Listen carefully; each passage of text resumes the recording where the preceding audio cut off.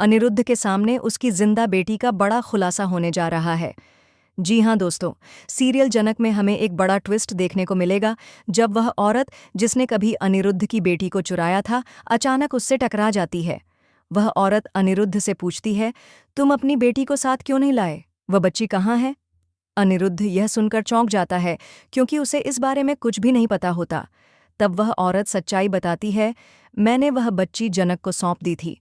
तुम्हारी पत्नी की बहन जनक ने मुझसे कहा था कि वह इस बच्ची को उसके असली माँ बाप तक पहुंचा देगी।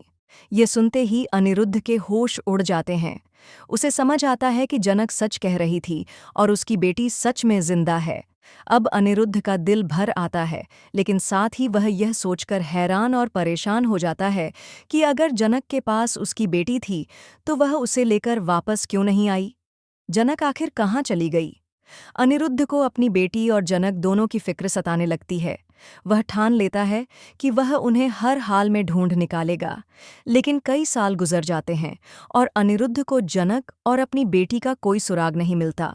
इस बीच उसका जीवन अधूरा रह जाता है। वहीं दूसरी ओर अर्शी अब भी कानूनी तौर पर अनिरुद्ध की पत्नी बनी हुई है, लेकिन अनिरुद्ध उससे न तो प्यार करता है और न ही दिखावा करता है। अर्शी केवल अनिरुद्ध के घर में ऐश आराम के लिए रह रही होती है। दूसरी तरफ जनक अकेले दम पर अपनी बेटी की परवरिश कर रही होती है। वह एक छोटे गांव में मेहनत मजदूरी करके अपने और बच्ची के लिए पैसा कमाती है। त्याग और संघर्ष से भरी जिंदगी जीती है। लेकिन कहानी एक और बड़ा मोड़ तब लेती है जब अचानक अनिरुद्ध और जनक का आमना सामना हो जाता है। जैसे ही अनिरुद्ध जनक और अपनी बेटी को देखता है, उसके मन में उथल पुथल मच जाती है। वह खुश तो होता है, लेकिन फिर भी उसकी भावनाएं गुस्से और नफरत में बदल जाती हैं। उसे लगता है कि अगर जनक ठीक ठाक है और कोई मजबूरी नहीं थी, तो फिर उसने उसकी बेटी को उससे इतने सालों तक क्यों छुपाया? क्यों उसने वापस लौटने की कोशिश नहीं की? अनिरुद्ध को यह भ्रम हो जाता है कि शायद जनक बदले की भावना से यह सब कर रही थी, उसे सजा देने के लिए। गुस्से में आकर अनिरुद्ध जनक से कहता है, अब मेरी बेटी की जिम्मेदारी तुम्हारी नहीं रही। तुमने इतने सालों तक मुझे मेरी बेटी से दूर रखा है। अब मैं अपनी बेटी को लेकर जा रहा हूँ। जनक यह सब सुनकर स्तब्ध रह जाती है।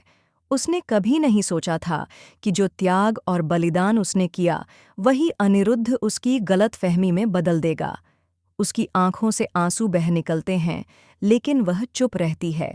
क्या अनिरुद्ध सच्चाई को जान पाएगा कि जनक ने उसकी बेटी को उससे दूर नहीं किया, बल्कि उसकी रक्षा के लिए खुद को मिटा डाला? सीरियल जनक के आने वाले एपिसोड में और भी बड़े ट्विस्ट देखने को मिलेंगे। बने रहिए हमारे साथ, क्योंकि असली कहानी अब शुरू होने वाली है।